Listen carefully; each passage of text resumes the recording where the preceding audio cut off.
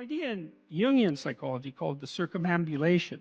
And Jung had this idea that you had a potential future self, which would be in potential everything that you could be. And that it manifests itself moment to moment in your present life by making you interested in things. And the things that you're interested in are the things that would guide you along the path that would lead you to maximal development.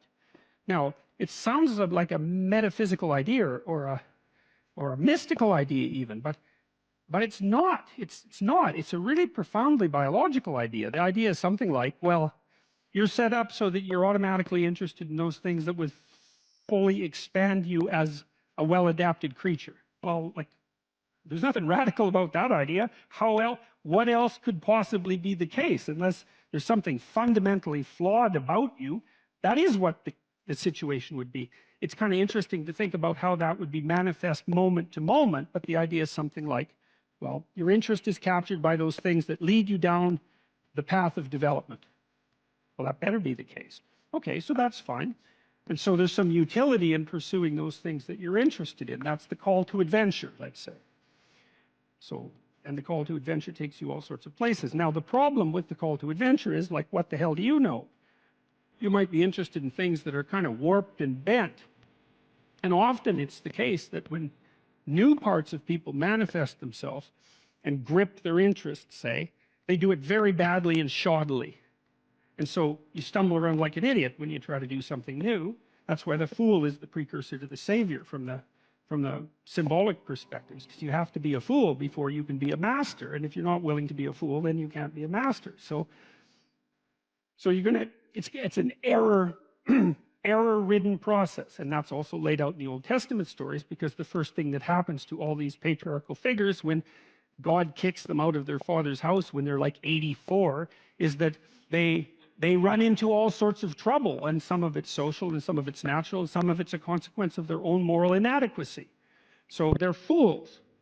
But the thing that's so interesting is that despite the fact that they're fools, they're still supposed to go on the adventure, and that they're capable of learning enough as a consequence of moving forward on the adventure so that they straighten themselves out across time. And so it's something like this. So this circumambulation that Jung talked about was this continual, we'll return to this continual circling in some sense of who you could be. You might notice, for example, that there are themes in your life. You know, when you go back across your experiences, you see you kind of have your typical experience that sort of repeats itself. And there might be variation on it, like a musical theme, but it's like you're circling yourself and getting closer to yourself as you move across time. Imagine that something glimmers before you. It's an interest that's dawning, and you decide, well, first of all, you're paralyzed. You think, well, how do I know if I should pursue that? It's probably a stupid idea. And the proper response to that is, you're right, it probably is a stupid idea, because almost all ideas are stupid. And so the probability that as you move forward on your adventure that you're going to get it right the first time is zero. It's just not going to happen. And so then you might think, well, maybe I'll just wait around until I get the right idea, and which people do, right? So they're like 40-year-old, 13-year-olds, which is not a good idea. And so they wait around until it's waiting for Godot, until they finally got it right. But the problem is you're too stupid to know when you've got it right. So waiting around isn't going to help, because even if the perfect opportunity manifested itself to you in your incomplete form, the probability that you would recognize it as the perfect opportunity is zero. You might even think it's the worst possible idea that you've ever heard of anywhere. Highly likely. Highly likely. So you have, there's, Nietzsche called that a will to stupidity, which I really liked.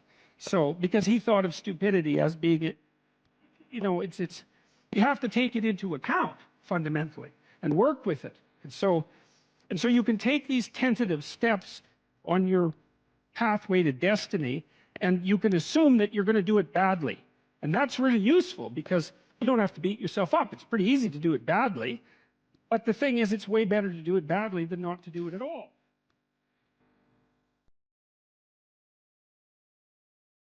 What I learned to do, I think, was to stop saying things that made me weak.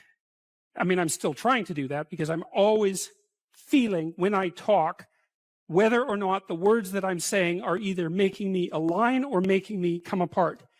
I think alignment is the right way of conceptualizing it, because I think if you say things that are as true as you can say them, let's say, then they come out of the depths inside of you. Because we don't know where thoughts come from. We don't know how far down into your substructure the thoughts emerge. We don't know what processes of physiological alignment are necessary for you to speak from the core of your being. We don't understand any of that. We don't even conceptualize that, but I believe that you can feel that. I decided that I would start practicing not saying things that would make me weak. And what happened was that I had to stop saying almost everything that I was saying. I would say 95% of it. It's a hell of a shock to wake up and realize that, and you might think, well, do you really want all of that to burn off? It's like, well, there's nothing left but a little husk, 5% of you. It's like, well, if that 5% is solid, then maybe that's exactly what you want to have happen. The issue is there are times in your life where you know that the thing that you're saying is not true. It's a deception. It's a lie of some sort, and you're using it to manipulate yourself or another person or the world. And you're also fully possessed of the idea that you can get away with it. Where are you once you destroy your own ideal? What's left for you? There's nowhere to go. There's no up. And when there's no up, there's a lot of down. If you destroy your own ideal, which you do with jealousy and resentment and the desire to pull down people who you would like to be, let's say, then you end up in a situation that's indistinguishable from hell. Your moral degeneration contributes in no small way to the degeneration of the entire cosmos. Stop cheating at whatever game it is that you've chosen to play. That's a good start, and that'll straighten out your life. Just exactly what are your motives? If you're not doing something important with your life, maybe you're prone to cause trouble just because you don't have anything better to do. Because at least trouble is more interesting than boring. And so if you're not doing something, if you're not pushing yourself to the limits of your capacity, then you have plenty of leftover willpower, energy, and resources to devote to causing interesting trouble. There are so many things that need doing that all you really have to do is open your eyes and look at them and then decide that you're actually going to do something about them. And you might think, well, what's within my scope of influence is so trivial that it's not worth doing. It's like, it won't stay trivial for long if you do it. Not at all. And I don't think it's trivial to begin with. I really don't believe that anything done right is trivial.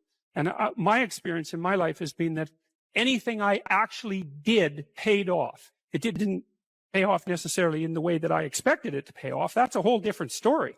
But if it was genuine commitment to do something, even if it went sideways and the outcome was really something other than what I expected, the net consequence over time was nothing but good. So every new frontier that can be conquered is an advance forward, and there's no shortage of frontier because we're surrounded by the unknown. We're surrounded by our own ignorance, and that's the secret to proper being. If you're interested in life, if you're interested in proper being, and you're disinclined to produce any more suffering than necessary, then you want to know how to conduct yourself when the catastrophe comes so that you have a reasonable possibility of moving through it. If you dare to do the most difficult thing that you can conceptualize, your life will work out better than it will if you do anything else. Well, how are you going to find out if that's true? Well, it's a Kierkegaardian leap of faith. There's no way you're going to find out whether or not that's true unless you do it. So no one can tell you either. You have to be all in this game. There is no more effective way of operating in the world than to conceptualize the highest good that you can and then strive to attain it. There's no better pathway to self-realization and the ennoblement of being than to posit the highest good that you can conceive of and commit yourself to it. You can take whatever job you have and you can make it a real nice little piece of absolute misery. Or you can act like a civilized human being and notice that no matter where you are, there's a richness and a complexity that's completely inexhaustible right at hand. And then you can take that seriously and you can say, well, I can make it a lot better if I want to. I can get along properly with my coworkers and not gossip behind their back, and I can treat my customers properly. And if an opportunity comes my way, I can take it and I can see what happens. You know, one thing about the dopamine system that's so important and also explains a lot of pathology, but also a lot of human evolution, is that we have basically one major reward system, which is the dopaminergic system. You know, I sometimes like the analogy that, you know, nowadays you hear about cryptocurrency or the dollar versus the euro versus the this versus the that. There's only one currency in all of reality, actually, and it's dopamine. Whether or not it's the dollar-backed dopamine or it's euro-backed dopamine or Bitcoin-backed dopamine, in the end, whether or not someone has $1 billion or $2 is really that currency resides as something that's transacted in the real world, but their notion of power and potential is dopaminergic. And so too, the potential for mates, the potential for food, how much food you have, you know, how much meat you have stored in the freezer tells you a lot about your security and well-being for you and your family, right? And that is translated into a dopaminergic internal representation of how safe and secure you are, et cetera. So this system of fear versus confrontation taps directly into the dopaminergic system. And there's a beautiful set of studies that were done in the 1960s, published in the journal Science, as you know, one of the top journals to publish in. Again, this is not work that I did, but where they gave people, human beings, the option to stimulate a number of different brain areas, just sitting in the clinic. And some brain areas would evoke feelings of drunkenness, others would evoke feelings of anger, others of sadness, others of sexual arousal. And the area that these subjects all preferred to stimulate the most, in fact, they would just sit there and lever press pretty much all day long, was this midline thalamus area. And the subjective feeling that they reported, I find this interesting and would love your thoughts on this, is one of mild frustration, anticipation of something, although they didn't know what. Anticipation. And it's this idea, I think, that it's tapping into the dopamine system. And the dopamine system... Well, the dopamine system says something good is going to happen. That's right. The key... It says something good is going to happen. Something good is going to happen. And it's an appetitive state in some sense, because it doesn't signify the acquisition of... It's not satiating. Right. It's appetitive. That's right. And so it drives you forward. And you might think that being driven forward would be unpleasant, but if you're, in some sense, if you're activating the systems that drive you forward voluntarily, then that's the most positive form of positive reinforcement you can have.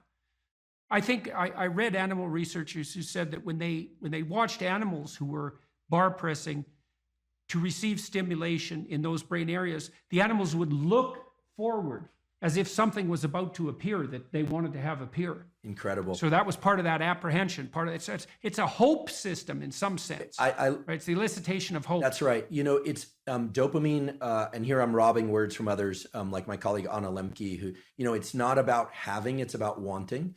It's not about pleasure as much as it is about craving and motivation and drive.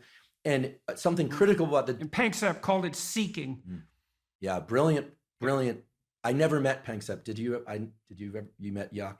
I met him online. We were in a neurological chat room, so to speak, for a neuropsychological chat room for about 5 years, and I had a chance to interact with him a fair bit in that. So that was really good. And envious. He's done beautiful work, and thank you for calling people's attention to his work. I know you've done that many times, and such key work. The dopamine system is in touch with the autonomic system, sure, because it has to register success versus failure of some pursuit. The prefrontal cortex is actually part of the dopamine reward system. People often overlook this, and then we just think about nucleus accumbens and ventral tegmental area. But the prefrontal cortex, because as you pointed out before, it is generating possible outcomes, different rules, different selves are being projected into the future.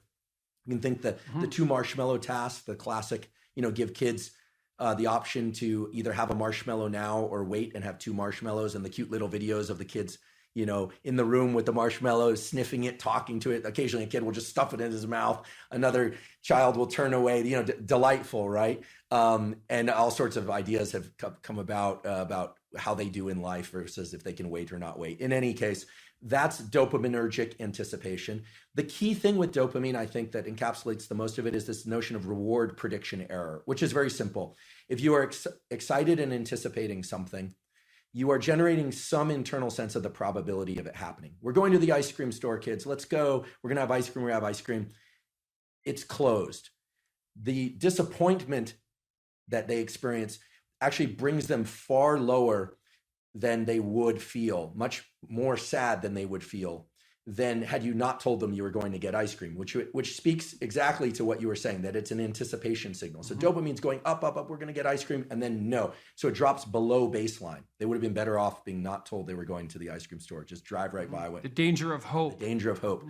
If you anticipate that it's going to be open, and again, this could translate to any scenario, and it's open, there's a dopaminergic signal upon receiving the reward, but it then drops a little bit. This is the basis of addiction, actually. Drops a little bit below baseline transiently. So we always think of the ice cream is the reward. Well, actually, the reward was right before you had that first lick of ice cream because you know you're going to get it. This is also true of sexual behavior. It's true of people who sell a company or they're anticipating something exciting, or of a wedding.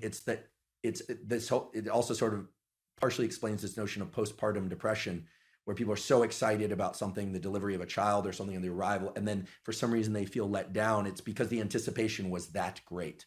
So many scenarios. There might be an exhaustion component there too. Right. Well, it's also the case, if I remember correctly, that dopamine kick. So imagine what it does is backtrack the neural systems that were activated as the reward was approached. So then it feeds back reinforcement, not reward, but mediates cellular growth and maybe myelinization. It's increasing the efficiency of the neural connections of the systems that were activated just prior to receiving that reward in the order they were prioritized. That's right. In the order they were manifested. So the closer the behavior is to the receipt of the reward, the more it's reinforced and more likely to be manifested in the future. And then there's a decay function going back in time. So, and that's partly how an addictive subpersonality can grow too, right? Because you can imagine that there's a certain state of mind that you're in. Maybe it's a state of something approximating nihilistic hopelessness that grips you every time you're motivated to seek out your favorite drug. And that's fairly far back in the activation chain, but it's there every time you take a hit.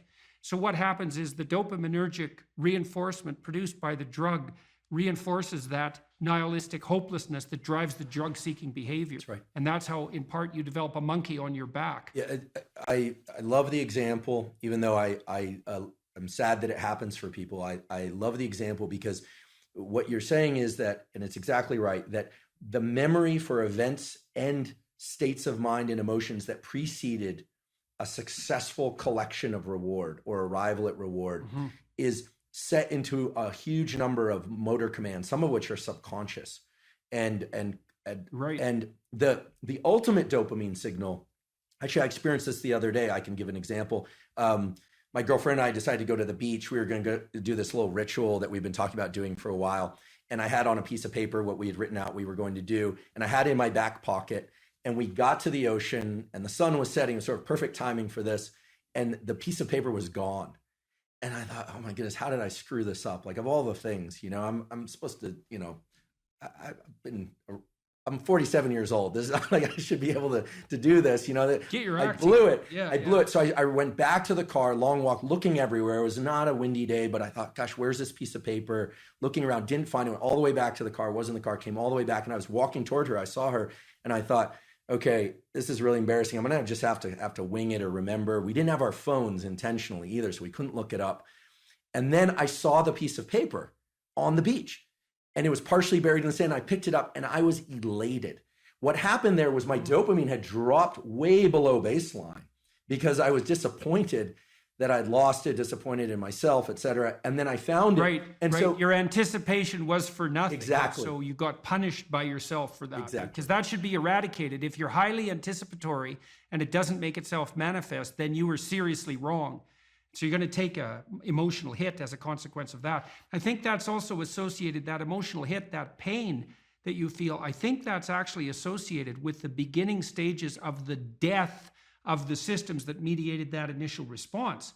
Because you should eradicate systems that make you anticipate that don't work, right? And that means those systems, which are already instantiated and alive in some sense, have to decay and die. And it strikes me as highly probable that you're going to pay a price in something approximating pain for the death of those malfunctioning systems. It's also why, because why wouldn't they fight for their lives to some degree? Why wouldn't they resist the decay and death that might be necessary to keep you going? Why, there should be some pain associated with that logically, because it is a biological transformation. Yeah, it's an interesting way to a lens to view it through, that self image that I had in that moment of, I'm the responsible partner who can take care of a simple thing, right? For this nice little ritual that we'd been talking about doing for a while. I failed, right? So that part. Well, it's also so interesting. You think about that. This is a depressive cascade, and it's very hard to bind, because imagine you anticipate something and then you make a mistake. Now the question then becomes, how significant is the mistake? And one view of your error would be, well, the paper blew out of my pocket and that could happen to anybody. And the more catastrophic interpretation would be, and it's an extension of the thought path that you started to walk down, well, I'm near 50 years old, I should be much more responsible than this, and there's something wrong with me as a person. And then a depressive person would go even further. They'd say, well, not only is there something wrong with me in this decision, this is a decision like every other decision I make right now. I never make a good decision. In the past, I've never made a good decision, and there's no way I'm going to change in the future. And so the depressive takes that punishment response, let's say, that's a consequence of failed anticipation, and can't bind it. It just takes out all of their potential future selves. That's a good way of thinking about it. Yeah. And so then they're in a depressive pit. Yeah, so that's too much learning from failure. Right. I'm really I'm grateful for your insight on this, because indeed, if I'm honest, my thought train went to the point of, I didn't think, I'm a total failure because I lost this piece of paper. I thought to myself, well, if it were a priority, I would have ensured I wouldn't have lost it. Right. She'll interpret it as not being a priority. Like, where are my priorities? Am I overspent? Like what's going on? You start to sift into the full set of questions. And then, of course, finding the paper resurrects the sense of self. It was, I think it was in that movie, Pulp Fiction. Yeah, well, that binding problem is really tricky, because so there's some good rules of thumb for that, which is one of the rules of thumb for that's extremely useful, that's socially instantiated, is innocent until proven guilty. Right, so you might say when those thoughts come up, because they're adversarial and accusatory thoughts, you might say, well, that is part of the realm of possibility, but I shouldn't. When your child does something wrong that's minor, you don't say you're a rotten kid, right? You bind it. You say, look, kid, here's a bunch of things you're doing right. But in this particular example, specific situation, here's the minimal thing you did incorrectly and how to alter it. And it's a really good habit of mind. It's like to address towards yourself as well as to other people, which is to say, well, what's the minimum crime that I'm responsible for in this moment? And that's part of this miracle of the presumption of innocence, and especially without proof. A lot of what I did in my clinical practice to people who had a depressive temperament was help them make a case for themselves. It's like, well, maybe you're as bad as you think you might be, but maybe not. Let's take the contrary argument. Let's make you as innocent as you can be in this situation, and only narrow the repair to the absolute minimum that needs to be manifested. If you concentrate solely on your career, you can get a long way in your career. And I would say that that's a strategy that a minority of men preferentially do. That's all they do. They work like 70, 80 hours a week. They go flat out on their career. They're staking everything on the small probability of exceptional status in a narrow domain.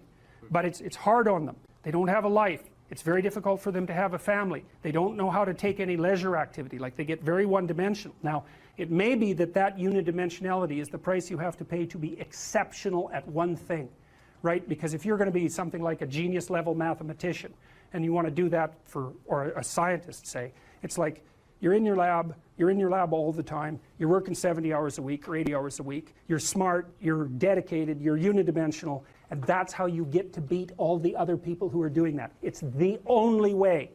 But the problem is you don't get a life. Now, if you love being a scientist and you have that kind of focus of mind Well, first of all, you're a rare person, and second, you're going to pay for it. But fine, more power to you. But it's a risky business to do that. You sacrifice a lot for it.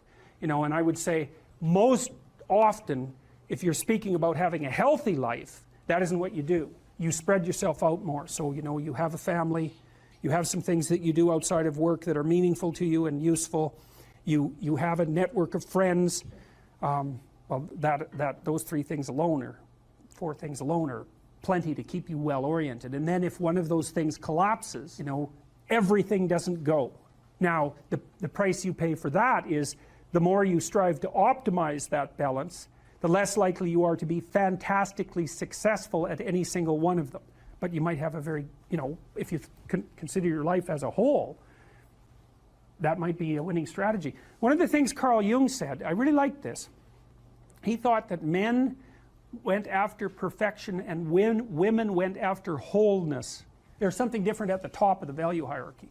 So perfection would be stake it all on one thing and look for radical success. Not that all men do that, because they don't, but we're talking about extremes, at least with regards to the men that do that. The wholeness idea is more like, well, it's like I want one thing in my life to be 150%, or I want 5 things in my life to be 80%.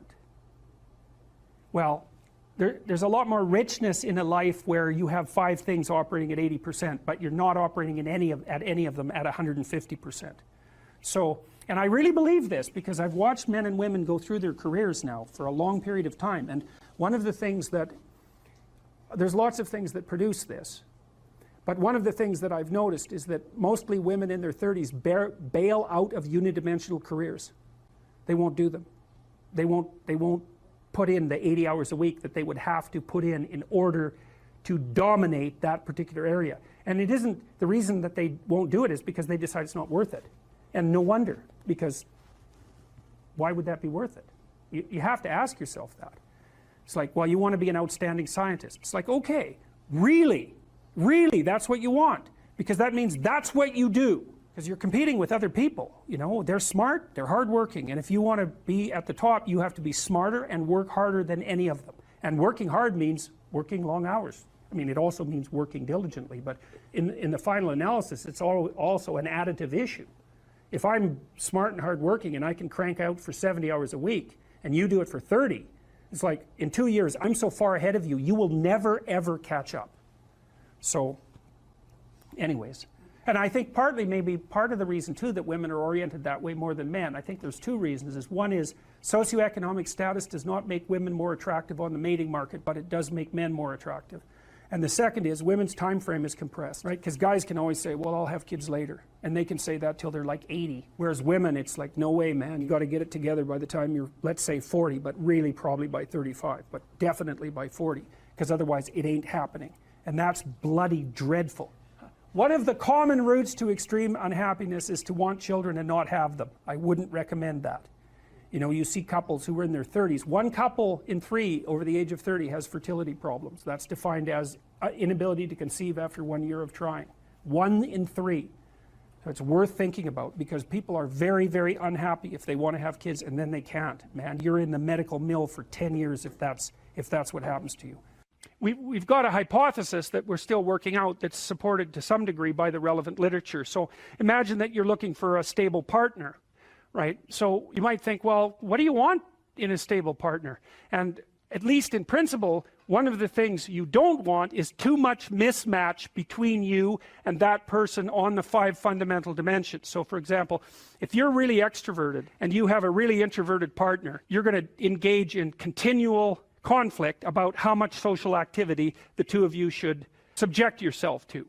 And it's very, very difficult for people who widely differ on those dimensions to come to consensus, because it's not just a matter of opinion, right? It's really a matter of different, if you're looking at extremes, of really different types of people. And the thing about introverts is they just don't enjoy large-scale social interaction that much. One-on-one they're often fine, but in a group they don't like that, and it tires them out. Whereas a real extrovert, it's like you isolate them and they just wither on the vine, because a huge part of what actually motivates them in a positive way is tangled up with social interaction. And so if you're an agreeable person and you have a particularly disagreeable partner, you're also going to run into problems, because the agreeable person will say whatever you want, whenever, and the disagreeable person will say, well, I'd like to know what the hell you want for a change, and be much more harsh and much more demanding in the situation. And the agreeable person is going to find the disagreeable person harsh and unpleasant, and the disagreeable person is going to find the agreeable person wishy-washy and unable to stand up for themselves. And again, that's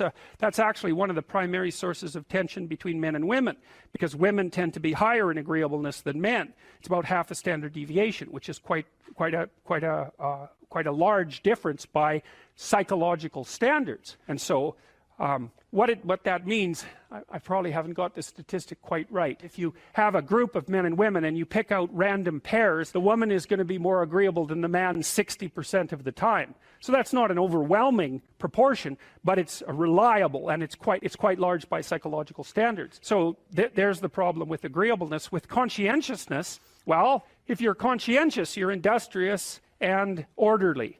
And orderly people seem to be sensitive to disgust, which is something we'll talk about in detail later. We've had a hard time specifying exactly what makes industrious people industrious, because it's hard to come up with an animal model for that sort of thing, and there's no theoretical model. But our latest idea is that, it's not my idea, it's actually the idea of my graduate student, Christine Brophy, is that industrious people find it unpleasant and unsettling to not be doing something. Well, this is the development of a vision. Now, you can construe consciousness as the implementer of the vision in the broadest sense. So what we really confront as human beings isn't a deterministic world that runs like clockwork, that the past pushes forward in an algorithmic or deterministic manner. That isn't how the world works. The way the world works is that we confront a horizon of possibility that's not predictable. It's somewhat predictable the way a musical piece is predictable. So it's rule governed, but it's not predictable in a deterministic way. And it's full of possibility and potential. That's actually its nature. It's potential in its nature. And to maximize the quality of our interaction with that potential, we have to impose a vision on it and then pursue the vision. And so when you do the future authoring program, well, that's what you're trying to do, is develop a vision. So here's the first exercise. It's like, okay, here's the deal, all right? You get to have what you need and what you want. Maybe even better, you get to have what you need and want if you were treating yourself properly. So imagine, first of all, that you were treating yourself properly because you actually cared for yourself. Okay, and say you don't. Yeah, well, you How don't. do you help somebody? Well, you at least ask them to open the door to the possibility that maybe they could. So just imagine that you did. Not that you are, that you could, but that you tried. Think, okay, I'm a valuable person, maybe, and if I was treating myself like I had intrinsic value, like if you were treating yourself like you were someone you loved, so you could imagine doing this for someone you actually cared about. Because most people care about someone that isn't them. So do you identify someone you care about? Well, you can, yes, you can, and say, because it does tell you, it's like, well, if you're not so good at caring for yourself, imagine someone you love and then pretend that you're bringing that attitude to bear on you with all your faults and inadequacies. I'm not being casual about this. It's hard for people to do this, right? Because we know our own flaws so deeply.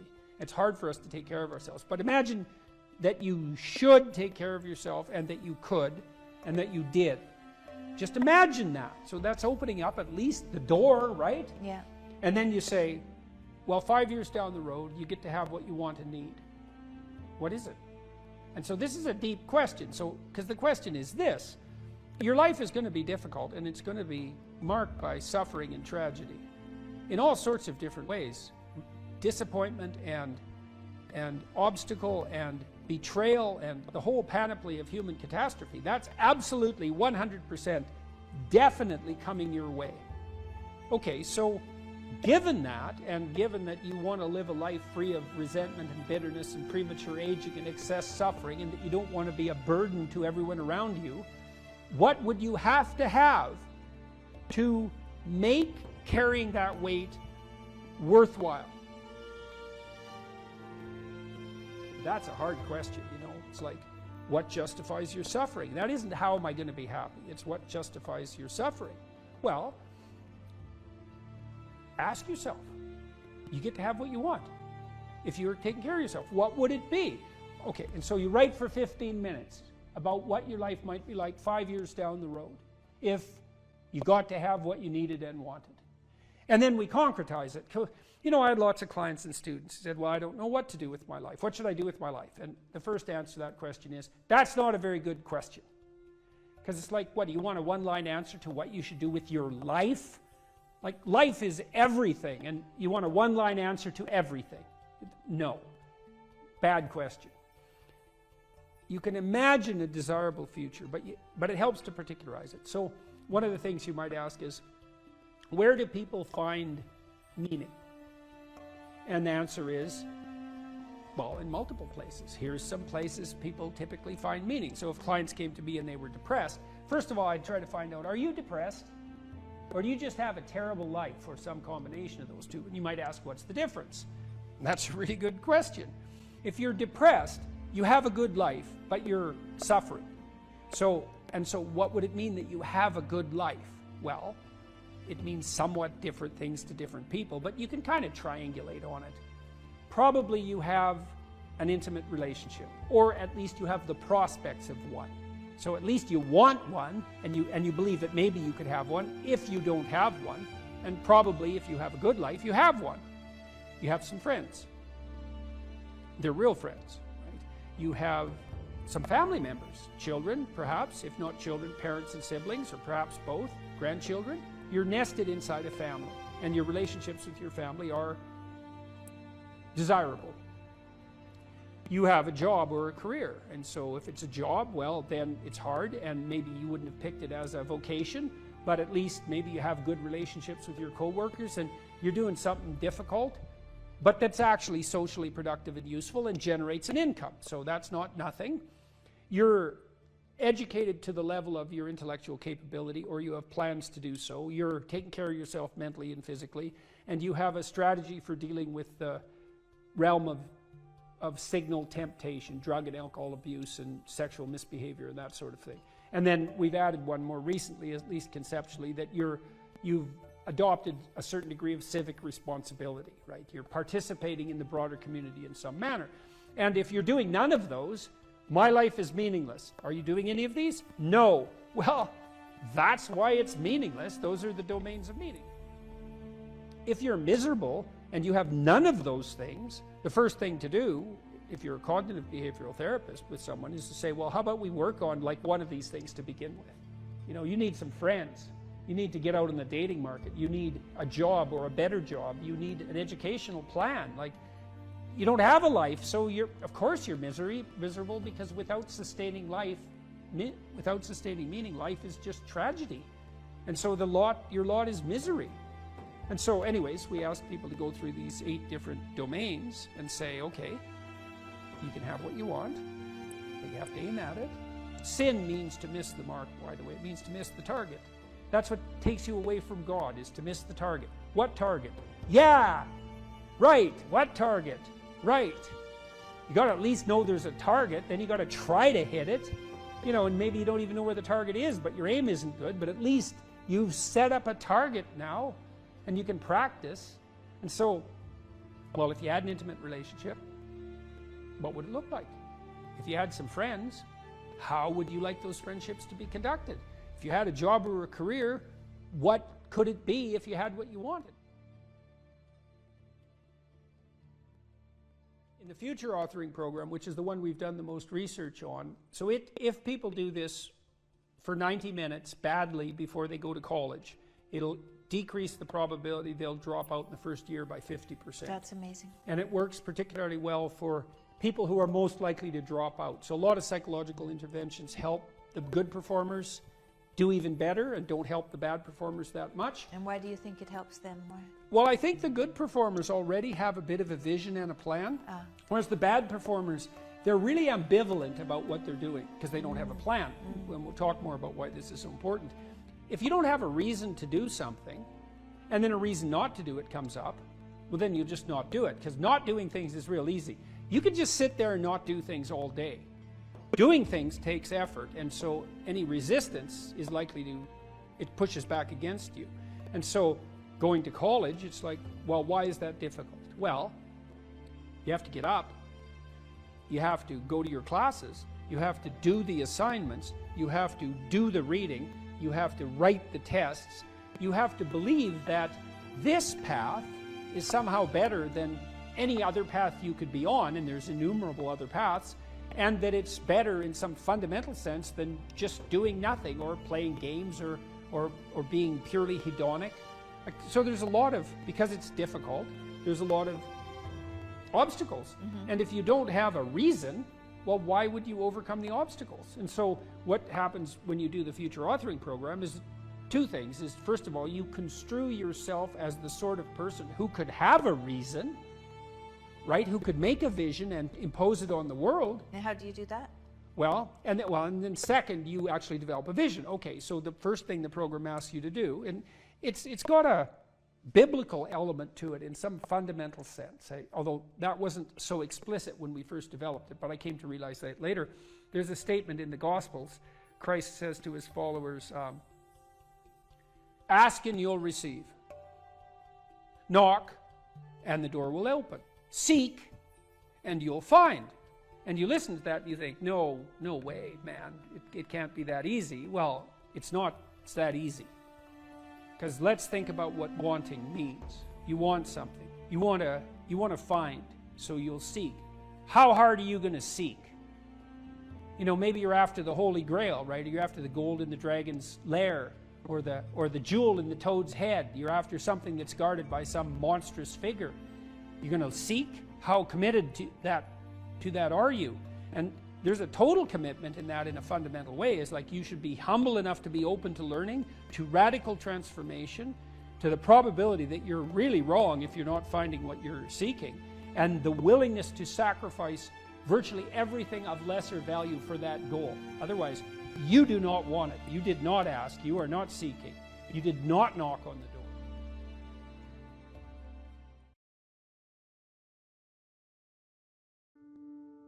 If you work 13% longer hours, you make 40% more money. It's nonlinear. So you think, why is that? Well, imagine you had 10 employees and one of them works an extra 10%. It's not much. Well, how often is that person going to be promoted? Assuming you have a clue as a boss.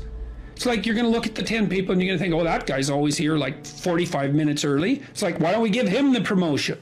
Obviously, right? So these small edges that you can manage like that, work an extra 10% or extra 13%, have non-proportional payoffs. That's part of the Pareto distribution. So get your sleep cycle organized so you get up in the morning. Learn how to do it. No excuses. I'm too tired in the morning. I don't like mornings. Who cares? That's not relevant. It's like discipline yourself so you can manage it. Schedule your meals, because that's a good disciplinary routine.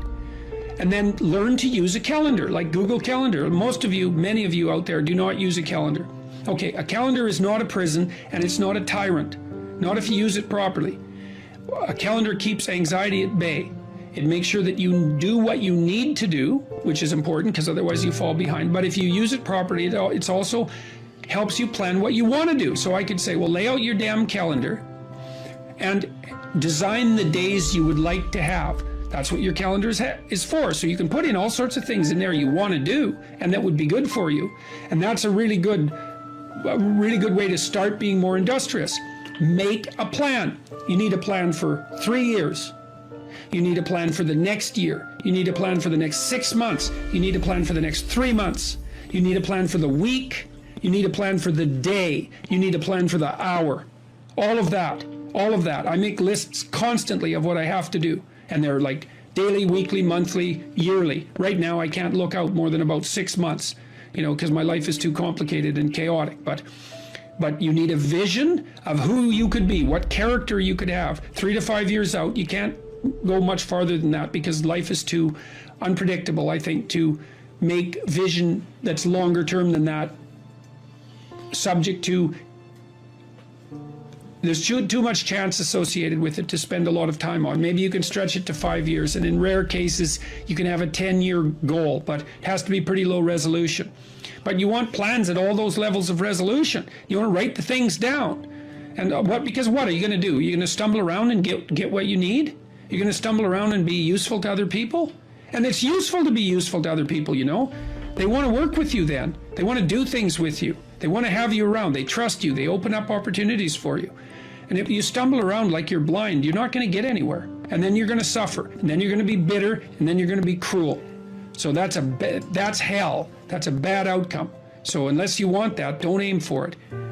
Or aim for the opposite, because that's how you get out of it. Make a plan, man. So when I was doing my clinical work, which I did a lot of career work with my clients, both at a beginner level, I would say, like really a beginner level, with people who had no employment whatsoever, no history of employment, who were undereducated and who lacked every skill you could possibly imagine. So these were people who were really in dire straits, up to people who were operating at the top of their profession, but who could still strategize forward. And so, for example, let's say you're at a dead end in your job. Okay, so I don't find my work meaningful. All right, so that's a problem statement. It's like, well, why not? I find the work I do repetitive and boring and without spirit. I have a bad relationship or a neutral relationship with my boss who doesn't know who I am.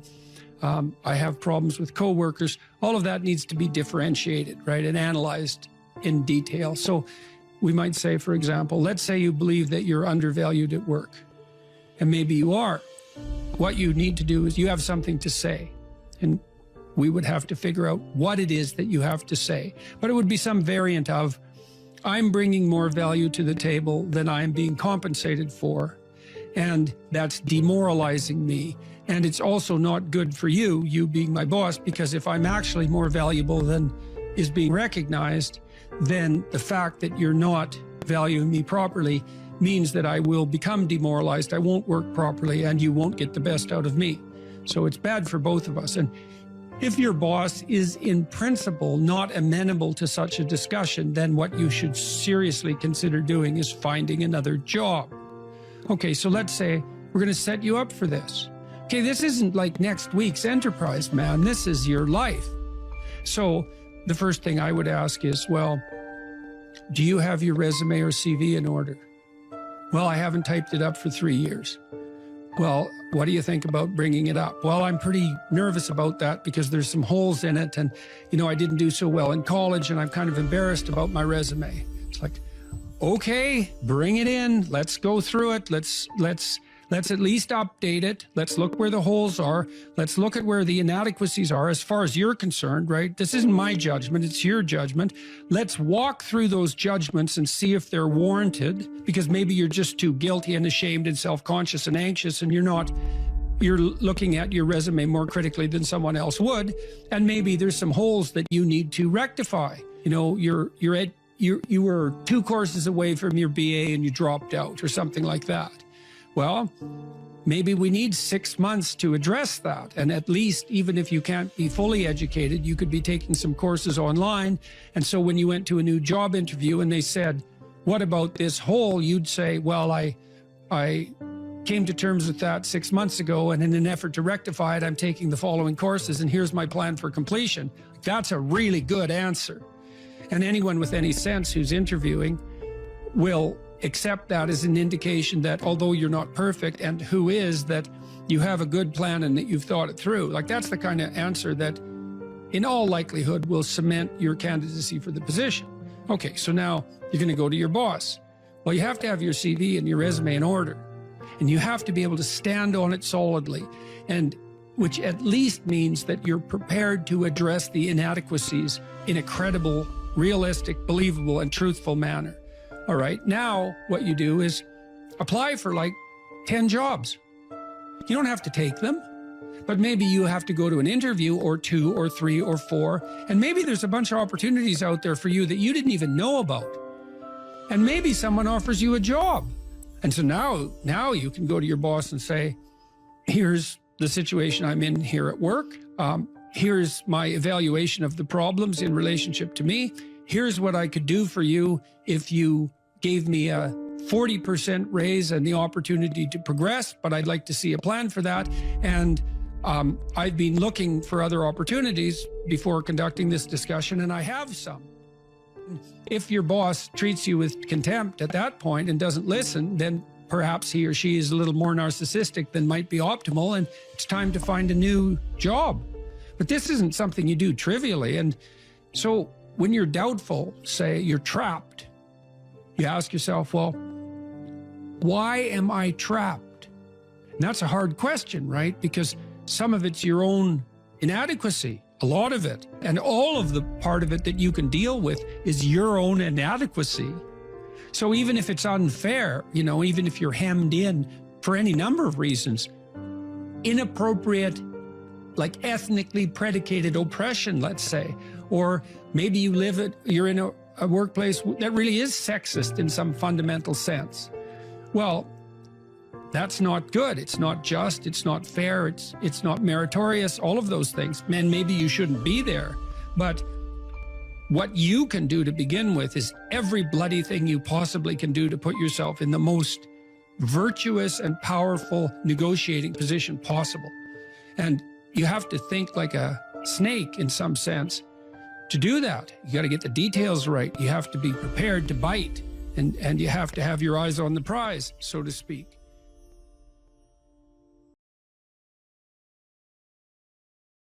Well, I don't know what to do. It's like, that's okay. Nobody does. Go do something. Do the best thing that you can think of. Put the best plan you have into practice. It's not going to be perfect, and it will change along the way. But it will change partly because you become disciplined pursuing the path. And as you become disciplined, you become wiser. And as you become wiser, you become able to formulate better and better plans. Regulate your habits. Try to get up at approximately the same time each morning. I would recommend that you get up approximately when other people get up. So that would be something in the neighborhood of 7:30 or 8 in the morning, perhaps earlier, perhaps a little bit later, but you want to stabilize that because your circadian rhythms operate more, what would you call it, fluidly, and your mood is likely to be regulated better if there's islands of stability in your daily routines. Human beings like daily routines, just like dogs like daily routines. And so regulate your sleep.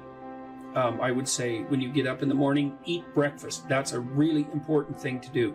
I can't tell you how many people I've treated in my clinical practice whose proclivity for emotional instability and depression, anxiety, general hopelessness, emotional pain and gloom and doom, as well as capacity to concentrate, were properly regulated or inhibited or reduced by merely ensuring that they ate I would say, a protein and fat-rich breakfast relatively soon after they wake up. And that's especially true if they're stressed. And because it turns out that if you stress yourself after a fast, which is of course what you've undertaken if you haven't eaten since the night before, that your body produces enough insulin to deplete the sugar in your blood.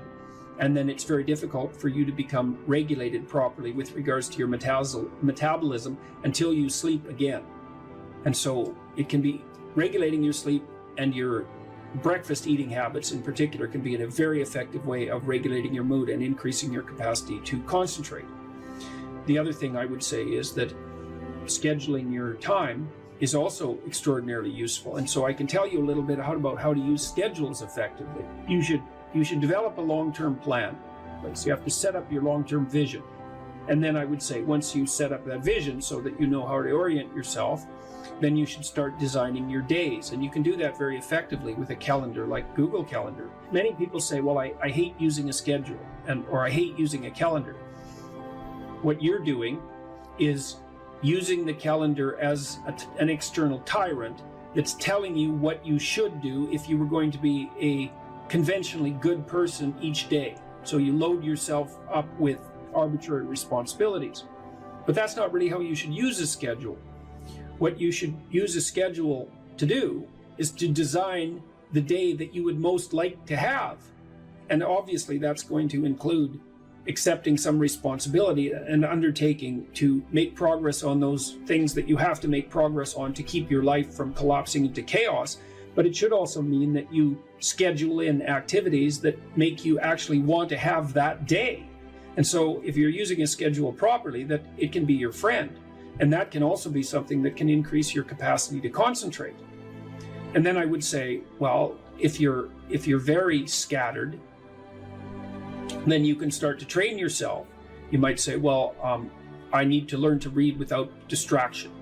So maybe what you do, you say, okay, well, for the next week, I'm going to read 10 minutes a day, and I'm going to try to limit the distractions. And if you're successful at that, then you could try 12 minutes a day. And if you're successful at that, you could try 15 minutes a day. And the trick is to set a goal for yourself that is slightly beyond your current level of performance, enough to be challenging, enough to be worthwhile if you accomplished, but not so difficult that you're likely to fail. And then practice incrementally, day by day, trying to inculcate the habits that you want to inculcate. And assume that it'll take you a number of months or even a number of years in order to become very fluent at the habit. The important thing is to start improving incrementally, because incremental improvement pays off like compound interest.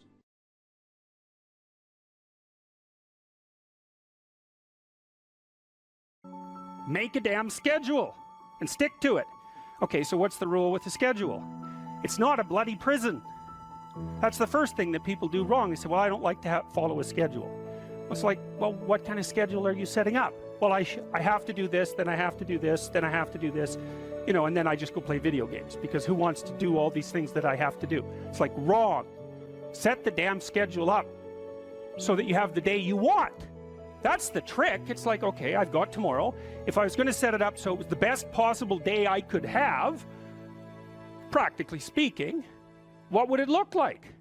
Well, then you schedule that. And obviously there's a bit of responsibility that's going to go along with that, because if you have any sense, one of the things that you're going to insist upon is that at the end of the day, you're not in worse shape than you were than at the beginning of the day, right? Because that's a stupid day. If you have a bunch of those in a row, you just dig, you know, you dig yourself a hole and then you bury yourself in it. It's like, sorry, that's just not a good strategy. It's a bad strategy. So maybe 20% of your day has to be responsibility and obligation, or maybe it's more than that, depending on how far behind you are. But even that, you can ask yourself, okay, well, I've got these responsibilities. I have to schedule the damn things in. What's the right ratio of responsibility to reward?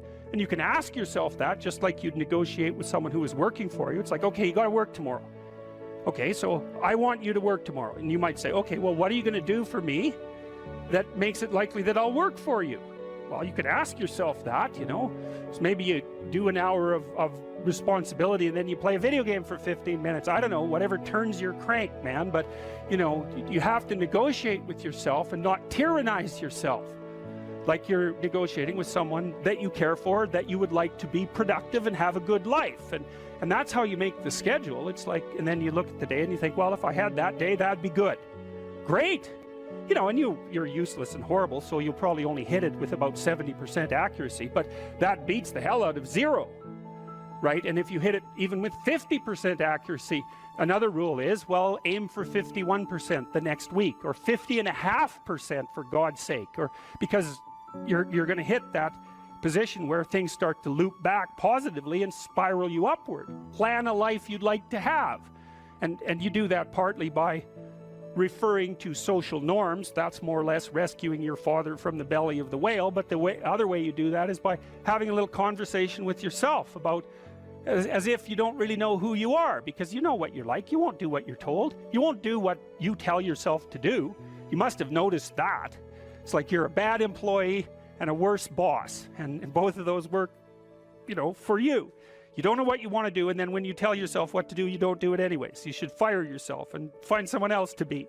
But you know, my point is that you have to understand that you're not your own servant, so to speak. You're someone that you have to negotiate with, and you're someone that you want to present the opportunity of having a good life to. And that's hard for people because they don't like themselves very much. So, you know, they're always like cracking the whip and then procrastinating, and cracking the whip and then procrastinating. And it's like, God, it's so boring and such a pathetic way of spending your time. And you know what that's like, because you probably waste like 6 hours a day. And I think we did an economic calculation about that a while back, right? Your time's probably worth $50 an hour, something like that. I mean, you're not getting paid that now, but you're young. And so this is investment time. And what you do now is going to multiply its effects in the future. So let's say it's $50 an hour, which is perfectly reasonable. So if you waste 6 hours a day, and you are, then you're wasting about $2,000 a week, or about $100,000 a year. So like, go ahead, but that's what it's costing you every hour. And you need to know what your damn time is worth. So let's say it's not $50, it's 30, whatever. Maybe it's 100, it's somewhere in that range. One of the things you should be asking yourself is, when you spend an hour, was that, well, would have I paid someone $50 to have had that hour? And if the answer is no, it's like, well, maybe you should do something else with your time. And it depends on whether or not you think that your time's worthwhile. But the funny thing about not assuming that is, if you assume your time isn't worthwhile, what happens is you don't just sit around sort of randomly in a state of responsibilityless bliss. What you do is you suffer existentially. I called the course Personality and Its Transformations, and I think you could think about that as a restatement of the idea of being and becoming. And that's what you are. You're, for whatever that means, you're an entity that both is and is transforming. And there's a rule that goes along with that, by the way, which is, don't sacrifice who you could be for who you are. Which means if you have to choose to transform in a positive direction or maintain your current position, then it's better to transform in a positive direction. So you might even think of that as the core of your being. That's a Piagetian idea. It's a Jungian idea as well. Who are you? You're the thing that transforms who you are. Now, you're also who you are, but on top of that, you're the thing that transforms who you are. And I do think that that's not an arbitrary statement. You know, one of the things that modern universities do dreadfully now is convince their students that value structures are relative, and that's a big mistake. There's a lot of things wrong with that idea, and one of the things that's wrong with that idea is that doesn't include what I just mentioned, which is, that's a good moral rule, is you are the thing that is and you're the thing that becomes, and you should put the thing that becomes at a higher place than the thing that is. That means you also have to allow yourself to shake off those things about you that you might be pathologically attached to, habits and people, for that matter, ways of thinking, all of those things. You have to allow yourself to shake those off, and that's more like a burning. That's why the phoenix is the symbol that it is, right? It's old and it deteriorates, it bursts into flame, and then it's reborn. It's like, well, do you want to be reborn? It's like, well, that's not the question. The question is, do you want to burst into flame? And the answer to that generally is no, but that's the wrong answer. The right answer is, you let all that nonsense burn away. And you know, and you might say, well, I don't know what I should leave behind. And the answer to that is, that's a lie. You know some of the things that you should leave behind. All you have to do is ask yourself. You'll come up with a list instantly of 100 stupid things that you're doing that you know you could stop doing. Some of them maybe you don't know you could stop doing. It's like, well, fine, leave those alone for now. But there's a bunch of things you perfectly know well that you could stop doing that would improve your life. And so do that, see what happens. That's a good idea. All right, so it's personality and its transformations, because partly I wanted to talk to you about what you are as a human being and also as an individual, but also what you could become. And that's actually a crucial question in the domains of clinical psychology in particular, because a lot of what you're doing with people as a clinician is trying to figure out who they could become. That's right, you have a problem, your life isn't what it could be. It's like, fine, let's see what it could be like if we changed it. We'll figure out how to change it. That's got to be a negotiated dialogue, right? Because like, I don't know what the hell you should do with your life. I can help you figure it out, maybe. We can talk about it, but you are the person who has to decide if the things that you're aiming for, you know, get you out of bed in the morning, because that's really that's at least one of the crucial issues. So you got to specify the goal. And then you got to specify the transformation processes and start practicing them. And you have to understand that you're going to be bad at it, but it doesn't matter, because bad's fine. Persistent is what you need to be. If you persist, with tiny improvements, if you persist, you win. So, okay, so in a broader context, you can think about this as a more fundamental ontological question. So one question is how you should act in the world. The other question is, well, what is the world? And that's a complicated problem. This is a scientific answer to that question, and that is that the world is a collection of objective phenomena. And that's a very powerful perspective. And we have a good method for determining what the world is like as a collection of objective phenomena. and that's made us very technologically powerful, and so more power to us and all that, but leaves a question unanswered. And the question is, well, the world isn't just a place of objective phenomena, because it's not a panoply of inert matter. It has living conscious creatures in it, and they're a different order of being. And the fundamental issue for conscious active creatures is not what is the world from an objective perspective, but how it is that you should conduct yourself in the world. And there's a kind of unbridgeable gap between those two domains of inquiry. And I think the reason for that is that the scientific method removes value from its descriptions. That's actually what it does. And so once you're left with value-free descriptions, it's very difficult to extract out a value proposition from them, because that's the scientific method removes the value propositions. You're supposed to be left with only that which is objective, right? And value propositions are in the domain of the subjective. So I think the idea that you can derive what you should be or do from a collection of facts is flawed, A, because collecting the facts themselves gets rid of the value structure, but B, there's an infinite number of facts, and so how are you going to pick which ones should guide you? You can't. You have to do something else. The facts do not tell you what to do with the facts. You need something else to help you figure that out. Well, it's come to me over the years that that's what the narrative cognitive framework does. It's the framework that we use to specify how we should act in the world. And so you could divide the world into the world as it is and the world as perhaps it should be. That gives you some direction, and you need that, and we know this technically, right? You need direction. The reason for that is it's direction that produces primary positive emotion. And so if you need positive emotion to move through life, which you do, because you can't even move without positive emotion, and also positive emotion is a good bulwark against terror and pain. If you need those things, then you need direction, you need a goal, you need a value structure. So that doesn't seem particularly disputable to me. You could still say, well, what value structure? It's like, okay, fine, that's a good question. But I've thought a lot about that too. So if we're going to adopt a value structure, there's a couple of rules that go along with it. And this is why the bloody postmodernists are wrong, as far as I can tell, is A, it can't just be my value structure, because I'm stuck with you. And we're both stuck with all these other people. And so if I'm going to lay out a value structure, which is a way of interpreting the world, let's say, and there's an infinite number of potential ways of interpreting the world, it's like, yeah, fine, no problem, except that I have to interpret the world in a way that I can use while I'm dealing with you, and while the two of us are dealing with everyone else, and while all of you are dealing with everyone else. And so that's the Piagetian game proposition. If you want to be a popular kid on the playground, you better play games that other people want to play.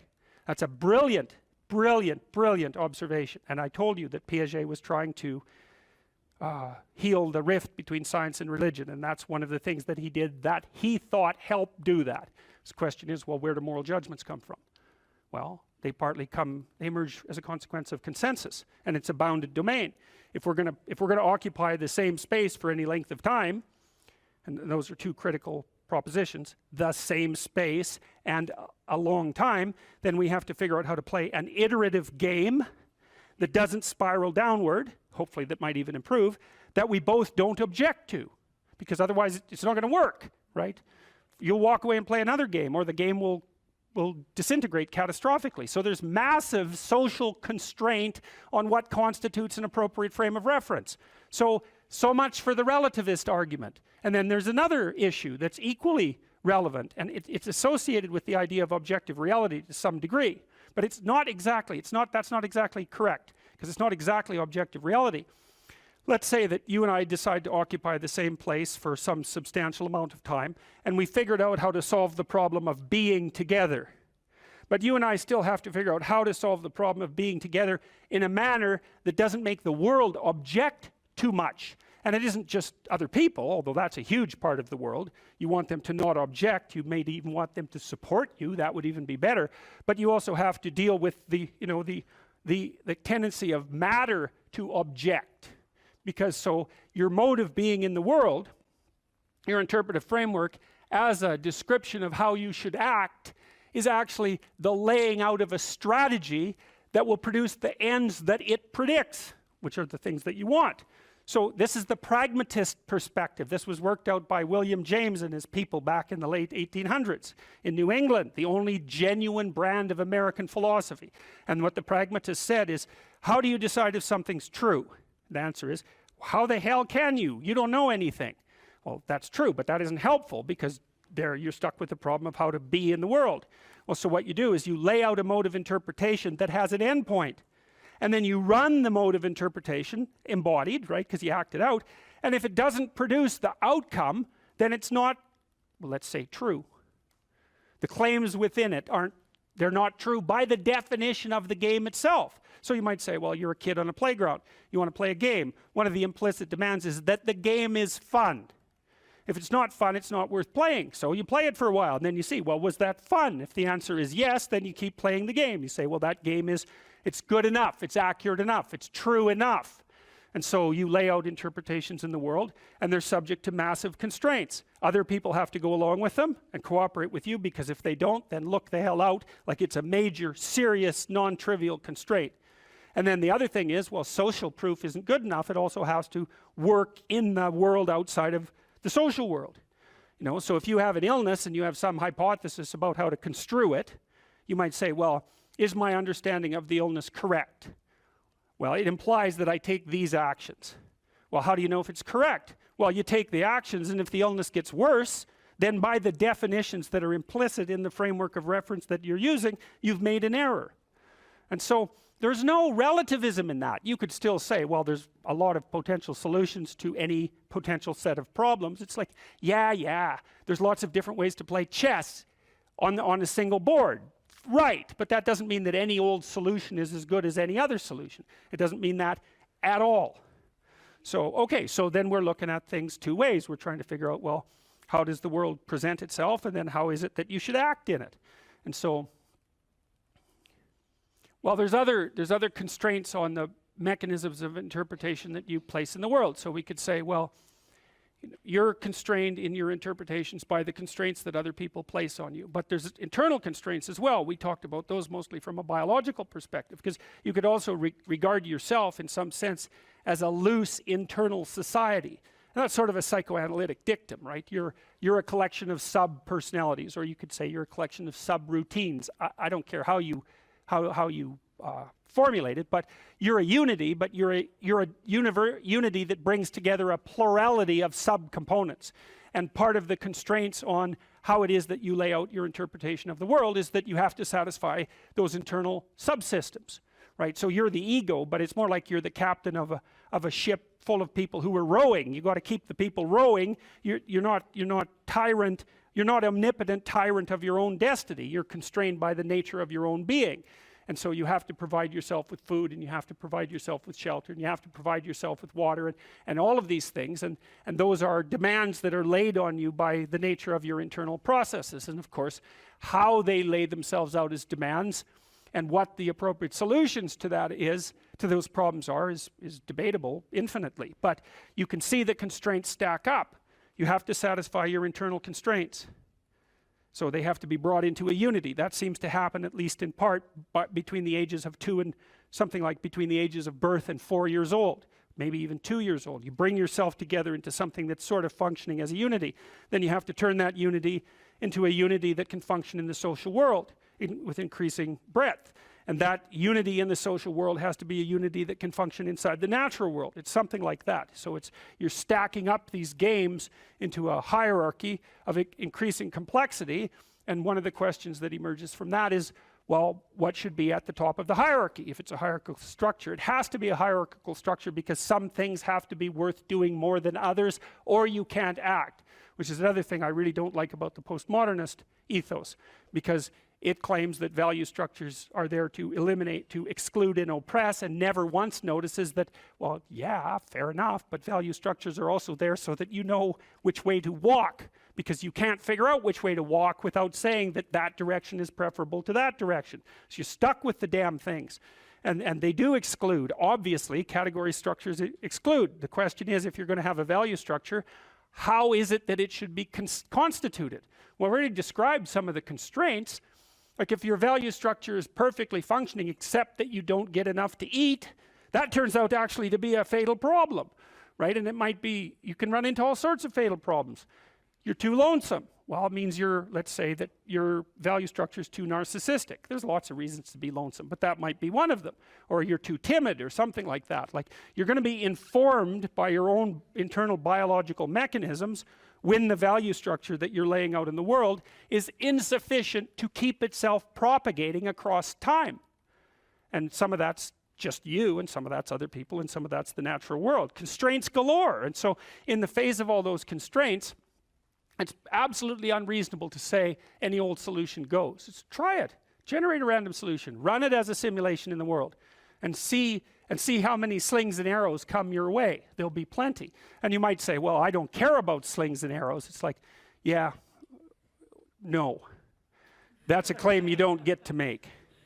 So, okay, so you're being informed internally as to the nature of your value structure. You have to specify where you are. You have to specify where you're going. You have to integrate all your underlying biological mechanisms into that schema. It's something I think that's actually kind of weak about the Piagetian ideas, hey? Because Piaget, I'm a great fan of Piaget, but Piaget tended to think that the child came into the world with nothing but a set of reflexes. I mean, that's his technical claim, and that you bootstrap off those reflexes, and I think it underestimates the degree to which the child comes into the world as an already prepared unit.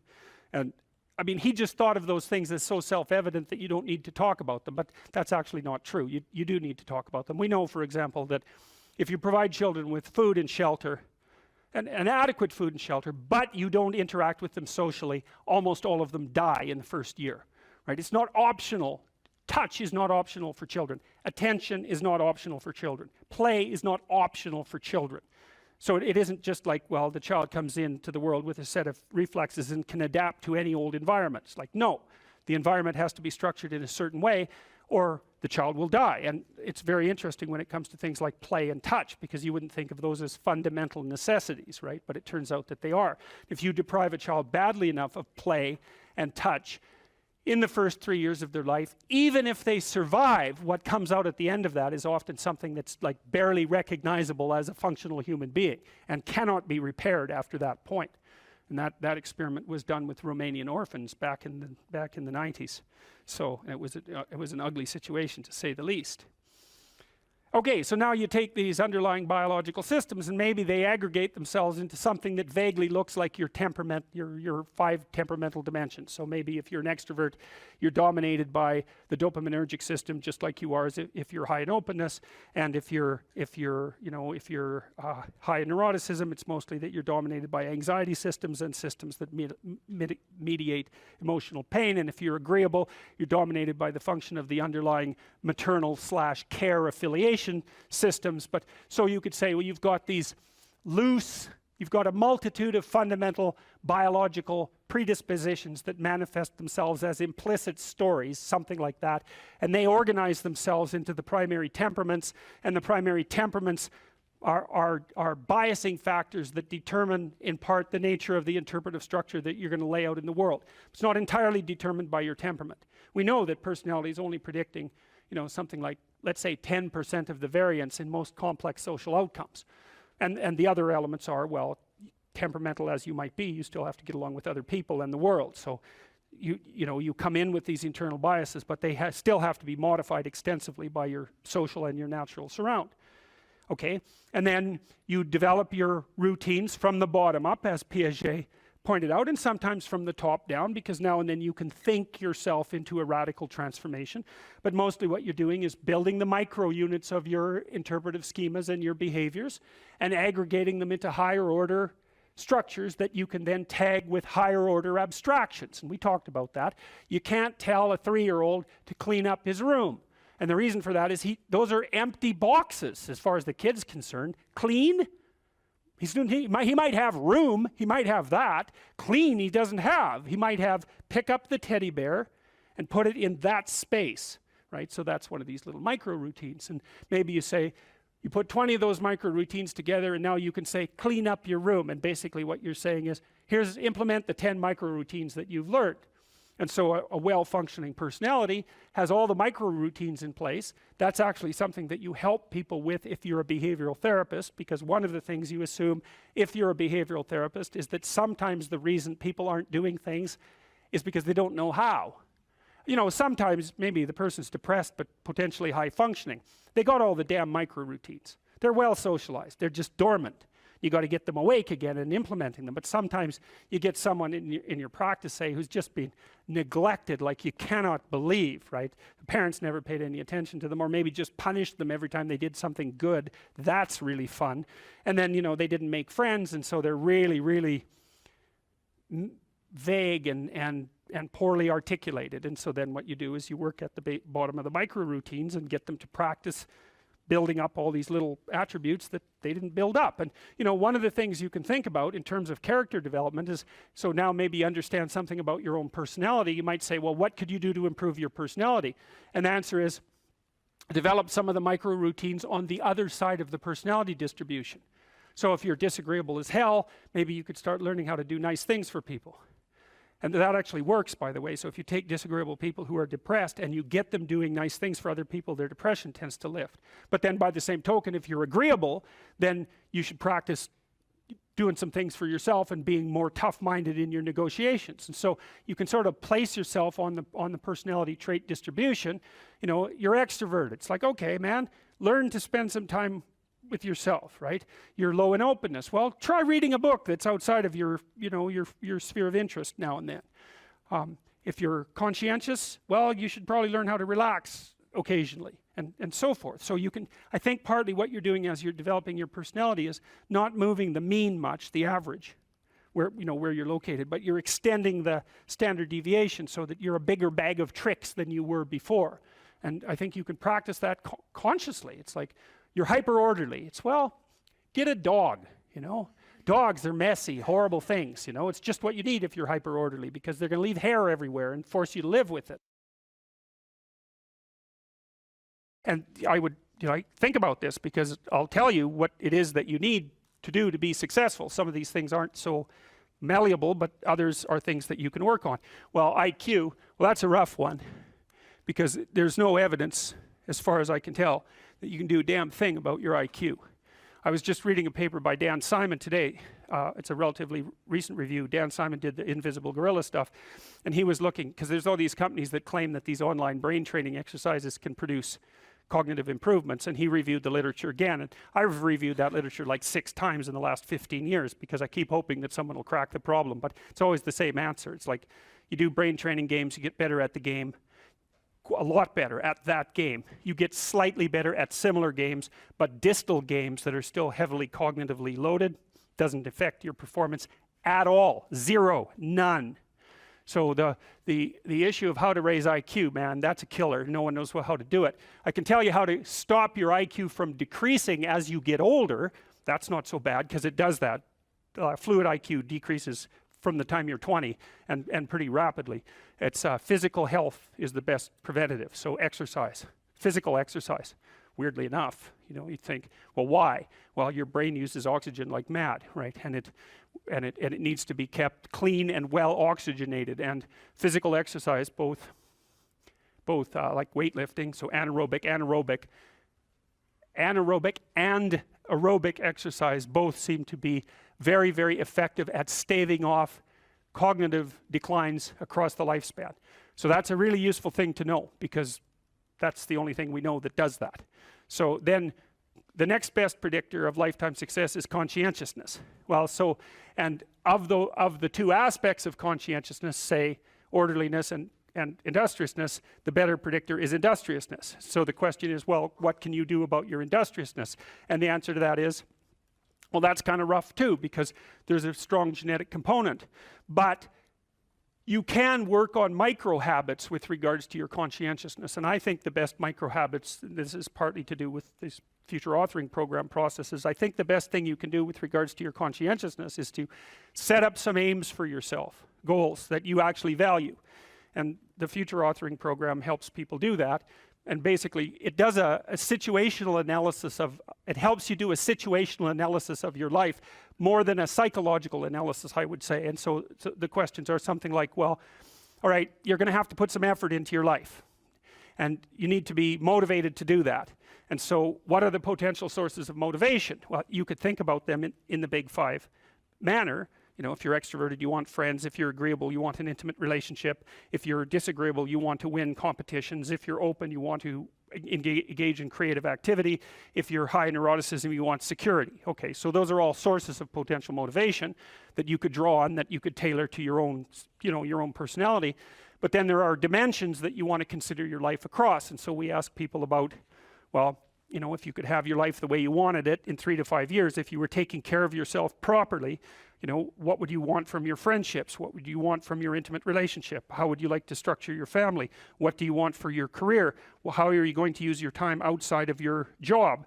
And how are you going to regulate your mental and physical health, and maybe also your drug and alcohol use? Because that's a good place to auger down, you know, because alcoholism, for example, wipes out, you know, 5 to 10% of people. So you want to keep that under control. And then so maybe, you know, you develop a vision of what you would like your life to be, and that associates the goal. Well, once the goal is established, and then you break down the goal into micro processes that you can implement. The micro processes become rewarding in proportion, in relation to their causal association with the goal, and that tangles in your incentive reward system. You know, we talked about the dopaminergic incentive reward system, and that's the thing that keeps you moving forward. And the way it works is that it works better if it produces positive emotion when it can see you moving towards a valued goal. Okay, well, what's the implication of that? Better have a valued goal, because otherwise you can't get any positive motivation working out. And so the more valuable the goal, in principle, the more the micro processes associated with that goal start to take on a positive charge. And so what that means is, well, you get up in the morning and you're excited about the day, you're ready to go. And so as far as I can tell, what you do is you specify your long-term ideal. Maybe you also specify a place you want to stay the hell away from, so that you're terrified to fail as well as excited about succeeding, because that's also useful. You specify your goal. You do that in some sense as a unique individual. You want to specify goals that make you say, oh, if that could happen as a consequence of my efforts, it would clearly be worthwhile. Because the question always is, why do something? Because doing nothing is easy. You just sit there and you don't do anything. That's real easy. The question is, why would you ever do anything? And the answer to that has to be because you've determined by some means that it's worthwhile. And then the next question might be, well, where should you look for worthwhile things? And one would be, well, you could consult your own temperament. And the other would be, well, you kind of look at what it is that people accrue that's valuable across the lifespan. So you do a structural analysis of the subcomponents of human existence, and I already did that. You need a family, you need friends. Like, you don't need to have all these things, but you better have most of them. Family, friends, career, educational goals, plans for, you know, time outside of work, attention to your mental and physical health, etc. You know, that's what life is about. And if you don't have any of those things, well, then all you've got left is misery and suffering. So that's a bad deal for you. So once you set up that goal structure, let's say, and that's really in many ways that's what you should be doing at university. That's exactly what you should be doing, is trying to figure out who it is that you're trying to be, right? And you aim at that, and then you use everything you learn as a means of building that person that you want to be. And I really mean want to be. I don't mean should be, even those things are going to overlap. And it's important to distinguish between those, because that's partly, and this is back down to the micro routine analysis. So if I was saying, well, you're going to try to make yourself more industrious. Okay, number one, specify your damn goals, because how are you going to hit something if you don't know what it is? That isn't going to happen. And often people won't specify their goals too, because they don't like to specify conditions for failure. So if you keep yourself all vague and foggy, which is real easy, because that's just a matter of not doing as well, then you don't know when you fail. And people might say, well, I really don't want to know when I fail, because that's painful. So I'll keep myself blind about when I fail. That's fine, except you'll fail all the time then. You just won't know it until you've failed so badly that you're done. And that can easily happen by the time you're 40. So I would recommend that you don't let that happen. So that's willful blindness, right? You could have known, but you chose not to. Okay, so once you get your goal structure set up, you think, okay, if I could have this life, it looks like that might be worth living, despite the fact that it's going to be, you know, anxiety provoking and threatening, and there's going to be some suffering and loss involved and all of that. Obviously, the goal is to have a vision for your life such that all things considered, that justifies your effort.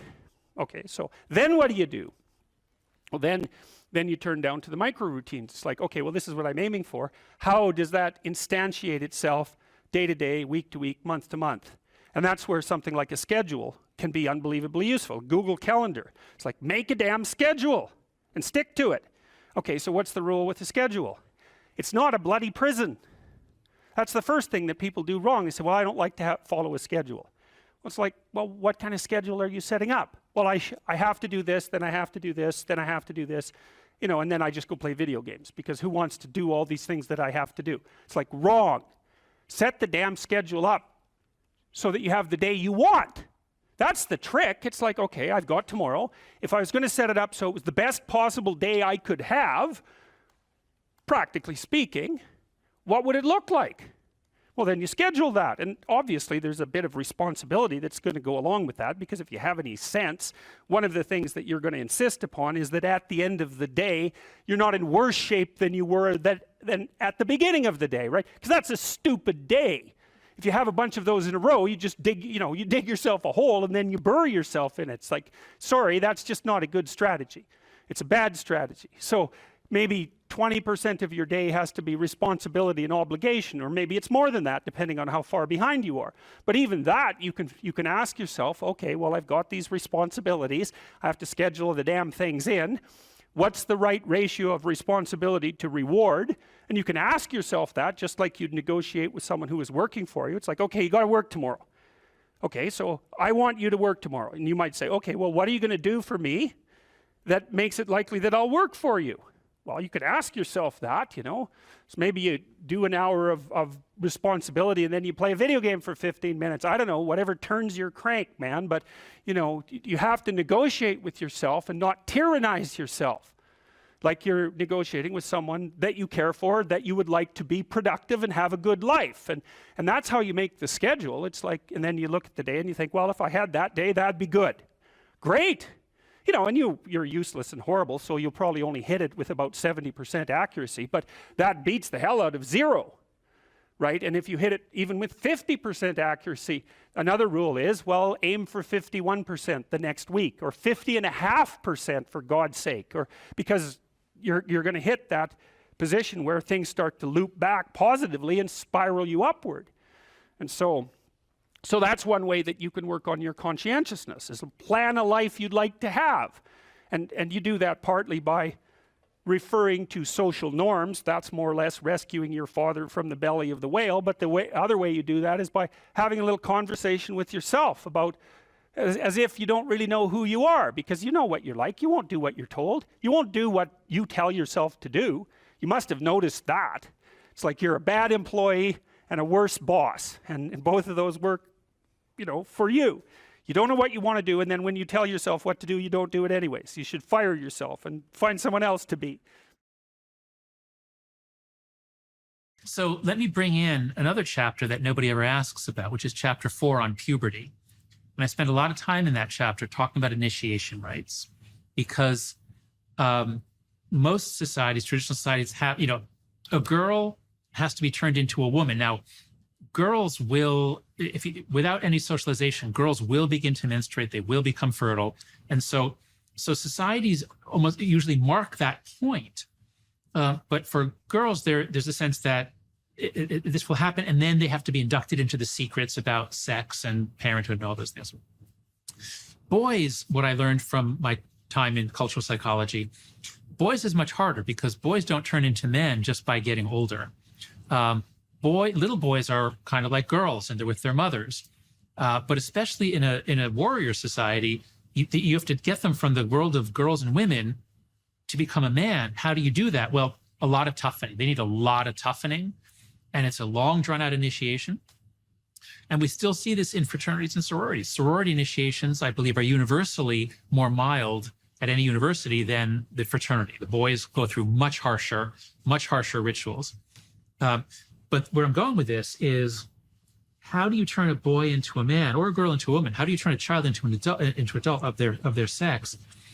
You have to have some guidance from elders, from someone a little older, who is imparting knowledge to them, who is choosing what they consume in the sense of what stories, what inputs. And while we didn't do a great job of that, I mean, when you and I were growing up, a lot of the messages came from television, but at least those messages were made. None of the TV we watched was by other children. None of it was created by other children. It was all created by people in our parents' or our grandparents' generation. And it often had a moral. And it was, for me, it was very American. It was like, this is part of, so television and movies used to play a huge role in putting in the patterns, the knowledge that you need to be a member of your culture. And books. And books, thank you. Yes, of course, and books. So that's why people have cared so much about education and literature, because it's not just the facts you're learning. It's back to our point earlier about the reinforcement learning. If our minds are like an LLM, what are you putting in? Are you putting in movies and books and good television? Or are you putting in little 10-second clips of people getting kicked in the balls? So if you're consuming just millions of little short videos, you're putting garbage in, and your neural network is not going to be very effective. So not integrated. Not integrated with other people. That's right. Yeah. And no depth. And to bring it back to your point, that the depth of an idea is the degree to which other ideas depend on it. What if you don't have any such ideas? What if all you consumed was little 10-second videos? Nothing is foundational. It's just a whirlwind of dust. There's no foundation. Yeah, well, that's high entropy. There's no difference between high entropy and anxiety. And there's no union of motivation, so there's no compelling reason to act, to move forward. That's chaos. Yeah. That's the disintegration into chaos. And that's where a lot of that's anxiety and demoralization. A lot of our kids are stuck there. Okay, let's close this off by the end of your book. You talk about what people can do, and you talk about what people can do at different levels of social organization, parents, governments, industry. Now, a huge part of the problem is technological rate of transformation and the race to the bottom, right? And that's something that's almost independent of the actors, unfortunately. It's implicit in the technology. But anyways, and I'd also I think this is what we'll do on the Daily Wire side. I would like to talk to you about what has happened in consequence of your book and what effective steps people have taken. So let's do that. But give people an overview of what you think the institutions, broadly speaking, must and should do about this fragmentation and race to the bottom. So the key to understanding how this problem got so big so fast and why it's so hard to get out of is the concept of a collective action problem.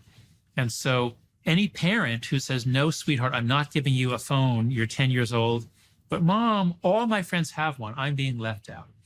That's a collective action problem.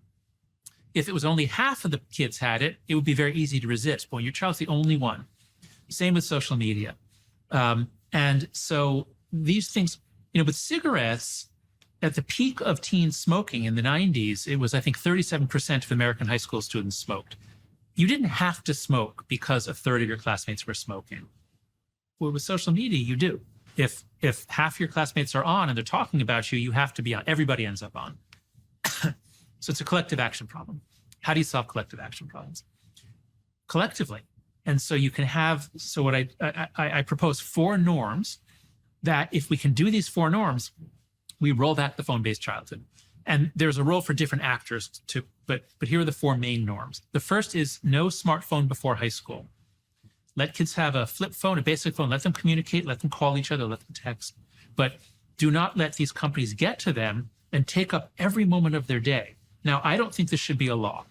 In Europe, when I'm there, sometimes they say, oh, we should pass a law banning smartphones for those under 14. As an American, I don't think we should say, no, you parents, you cannot give your child. So this is a norm. And as long as a bunch of parents start adhering to it, it becomes easier for everyone in the community to do it. So that's the first norm. No smartphone before high school, or 14 if it's not in your country high school. The second norm is no social media till 16. Now this, some of us are doing as a norm. I laid this down for my kids. But But it's hard because I'm imposing a cost on my daughter. She says she's the only one who doesn't have Snapchat. That might be an exaggeration, but it feels all her friends have it and they communicate with it. Here is where we really, really need help from legislators. We have minimum ages on things that involve graphic sex, horrific violence, addiction, and physical harm. If your kid's on Instagram, Snapchat, and TikTok, they're getting all that. So these are inherently adult activities, talking with adult strangers. We need a minimum age. And Australia has done it. Australia passed a law, it's going to take effect in November, that the minimum age is 16, and the companies have to enforce it. And there are a lot of ways to do that. So many companies do age verification. So that's the second norm. The third norm is phone-free schools. This is just a no-brainer. When you and I were in school, imagine if we could take our television set into school and watch TV during class and use our walkie-talkies and talk to our friends during class. I mean, it's insane. We never could have done that. But everyone with the smartphone has a lot more than that. They have 50 different things to do during class. So it's crazy that we ever let it get this far. But many states, about 11 or 12 states and a bunch of countries have now gone phone-free. It has to be from the beginning of the day to the end. So that's the main area where the world has changed in the last year, is phone-free schools. And then the fourth norm is far more free play, far more independence, free play, and responsibility in the real world. Because the book isn't about technology or social media, it's about childhood. And a phone-based childhood is not a human childhood. Kids are going to miss out on most of the things they need. So we can't just take away the devices and say, okay, you're an only child, sit at home, read books, play guitar. Like, they could do that a little bit, but we have to give them back each other. We have to give them back fun. We have to give them back thrilling adventure, hanging out, riding bicycles, going down to the 7-Eleven, buying things you shouldn't buy, whatever. So if we do those four things, then we restore childhood in the real world. I believe that rates of anxiety and depression will go down. I believe kids will have more slow dopamine. It won't be all quick dopamine all day long. Test scores, I believe, will stop dropping. This is important. Test scores in the United States actually rose. Academic ability actually rose from the 70s through 2012, and then it began to drop. It dropped more during COVID, but the drop didn't start in 2020. It started in 2012. So our young people are less happy, more anxious and depressed. They know less. Their attention is fragmented. They're lonely, and they feel that their life is pointless. We've got to stop. We've got to stop what we're doing. And the book lays out, those last chapters lay out what role governments can and should play, what role parents can and should play, what role schools can and should play, and to some extent what the tech companies can do.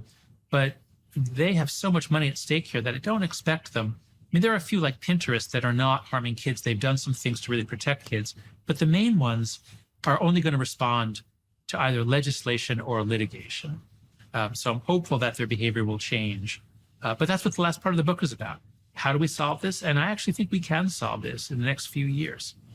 So what we'll do on the Daily Wire side, for those of you who are watching and listening and who are prone to continue the discussion there, is I want to find out more from Dr. Haidt, from Jonathan, from John, what steps have been taken, because I know there has been movements in many states, many provinces in Canada, on the phone-free school front, for example. But I would like to know how widespread that is, who's spearheading it, what's been effective, how this can be moved ahead in the future, the potential pitfalls of intervention of this sort, etc. So you can all join us on the Daily Wire side for that discussion to continue.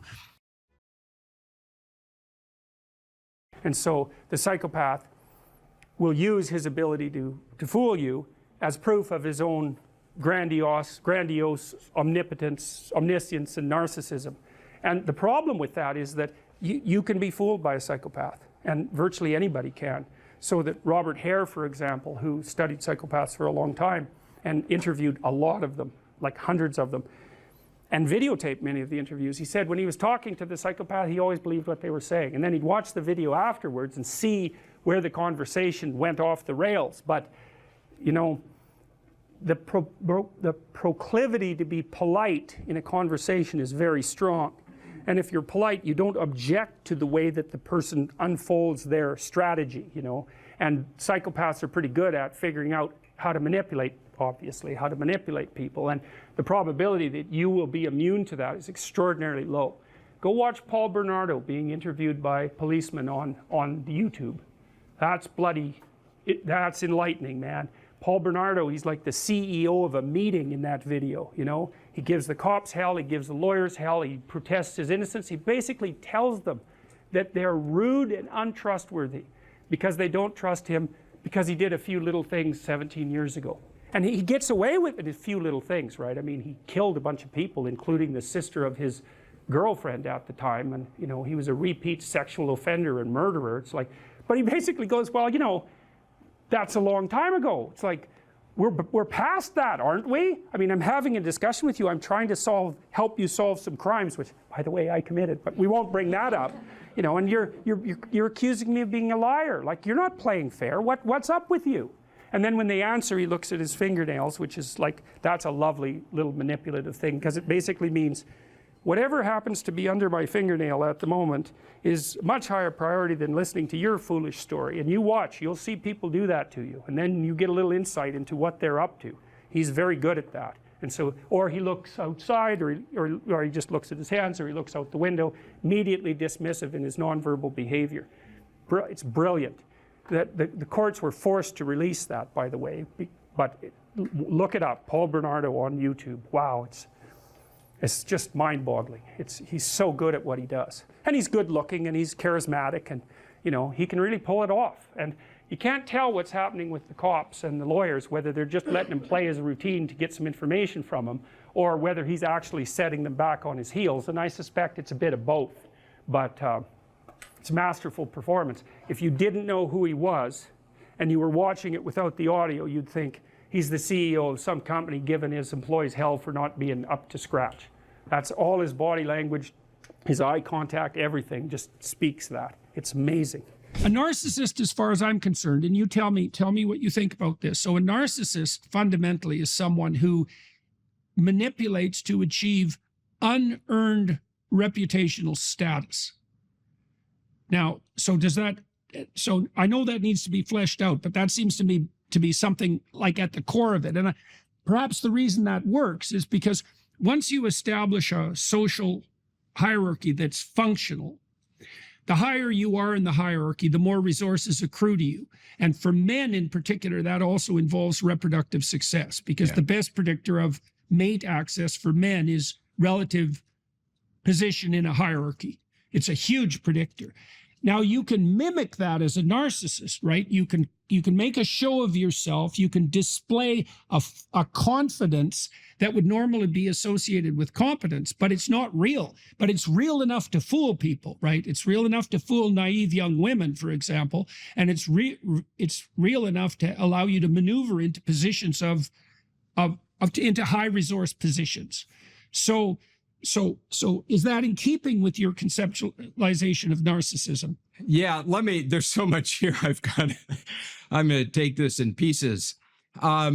First, I do think that idea of unearned status is really important with narcissism, but there's also the case of people, and I'm thinking of Bill Clinton in particular after he was president, but I'm sure it applies to President Trump, not picking parties here, where you have somebody that really is successful, really is competent, and still has the need for attention, still has the need to be admired, even though they have all those things. So it's not necessarily only unearned. It's like, hey, I just want attention. Whereas other people, like, you know, I go out there, I do my best. I just want to go home with my family. I don't need the attention.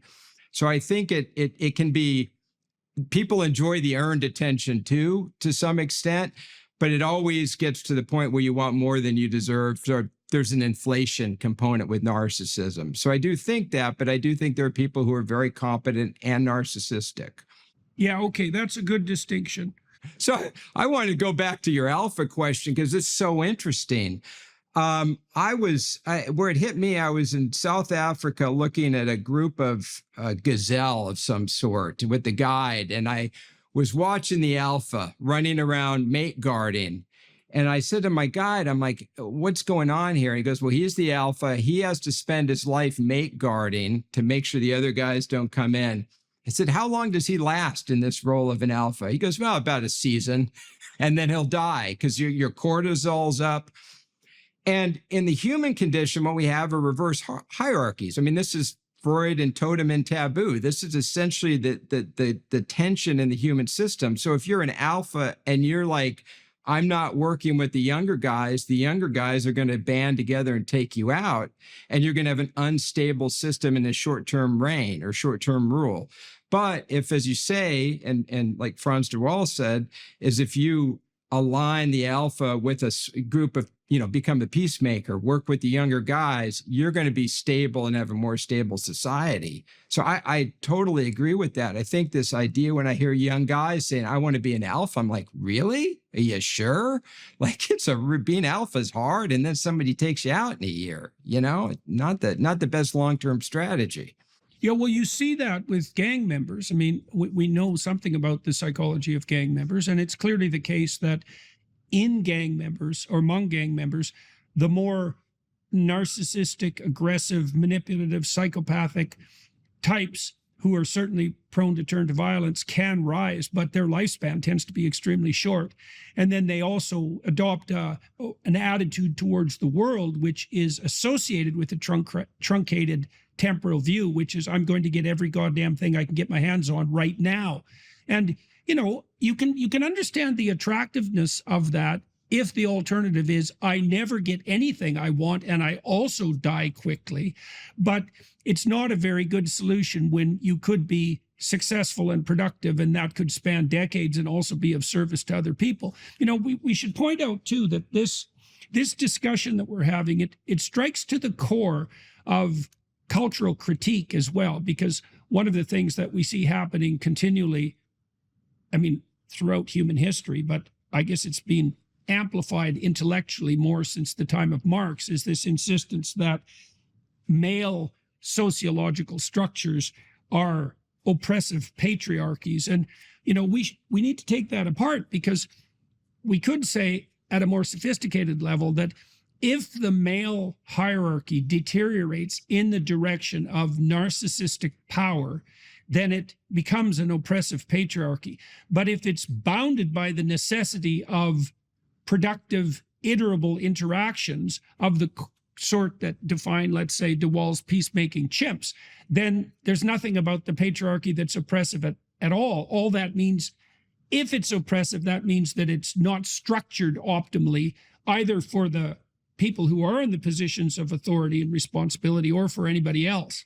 But the crucial issue here is that it's certainly possible to structure hierarchies of responsibility so that they're not narcissistic and dominance based. Oh, absolutely. That's how they mostly are. I mean, narcissistic leaders, when they get in power, are generally unstable. People, they get one group of people who love them, another group of people who don't like them. Again, they tend to be less ethical. They tend to get taken out. It just takes some time for it to happen. So it's not a stable system, and it can become toxic. But a healthy, well-adjusted group of guys, guys get together and they try to align towards a goal. So if I took a bunch of guys and said, let's go fight that monster over there, we'd all get together and fight the monster and have a great time. So guys can work together if they're not doing a bunch of ego stuff, if they're focused on goals. So the standard personality models that produce the big five, extroversion, neuroticism, agreeableness, conscientiousness, and openness, they were derived sort of with a primitive AI, that's a way of thinking about it, that looked for patterns of description across huge corpuses of linguistic data. How do people talk about each other? It turns out they talk about each other using 5 dimensions, and those are the dimensions I just described. But the people who derived the big five didn't use evaluative descriptors. They threw anything out that looked like a value judgment. So, for example, you might say of someone, he's a good person, and you might say of someone else, he's a malevolent person. Those descriptors weren't included in the big five corpus because they were trying to derive a model of normative personality. Okay, so, but that meant that the pathological personality wasn't encapsulated or well defined. Now, this guy Robert Hare, who worked at University of British Columbia as world's leading authority on psychopathy, and he interviewed hundreds and hundreds of psychopaths and was always fooled by them, by the way.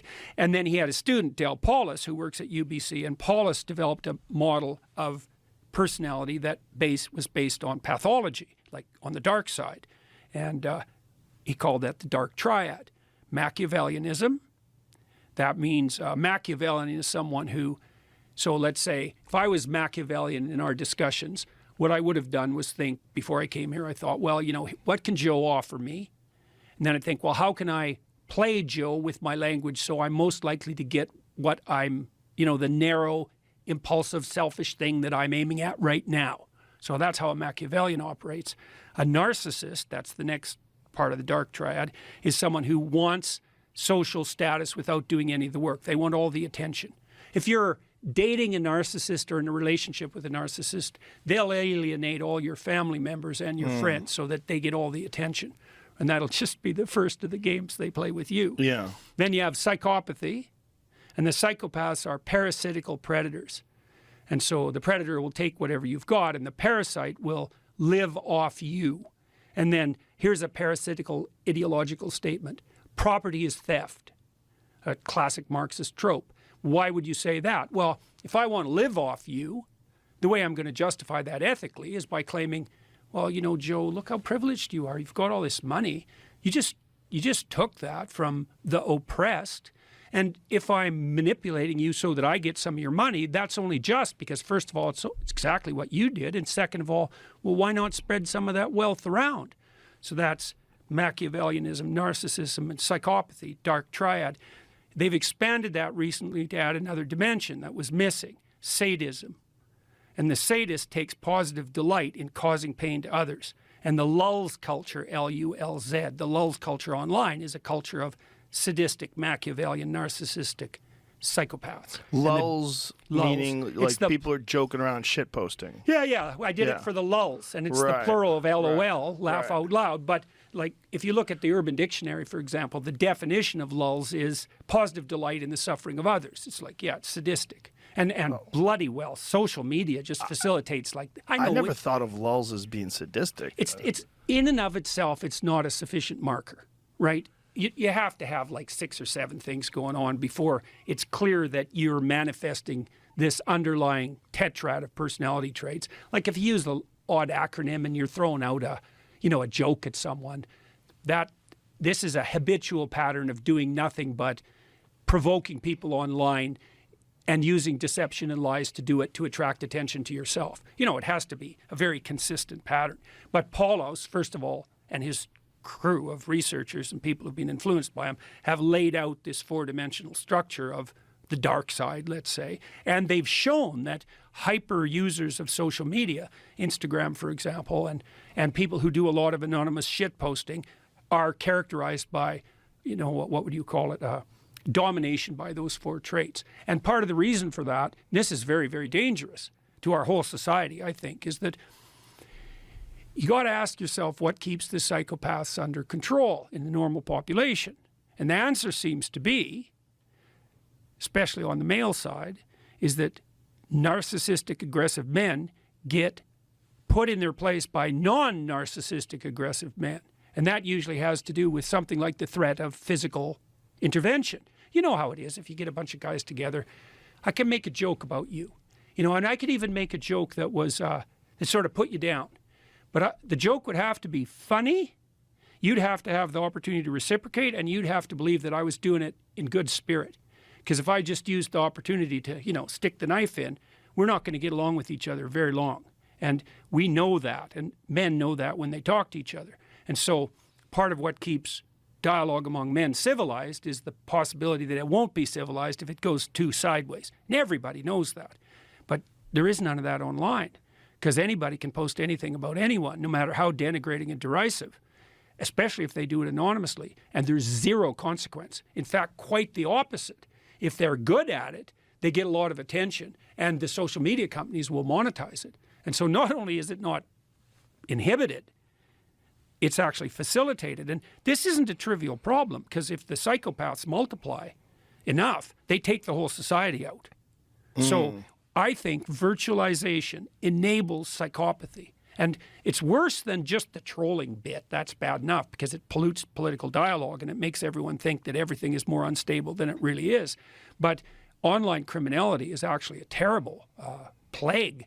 You know, I don't think there's an old person in North America who isn't being targeted by some gang of psychopaths who's, you know, documented all of their interests and their locale and who knows how much money's in their bank account and who's doing everything they possibly can at every second to leverage access to it.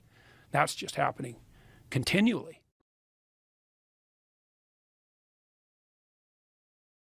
If you're harmless, you're not virtuous. You're just harmless. You're like a rabbit. A rabbit isn't virtuous. It just can't do anything except get eaten. It's not virtuous.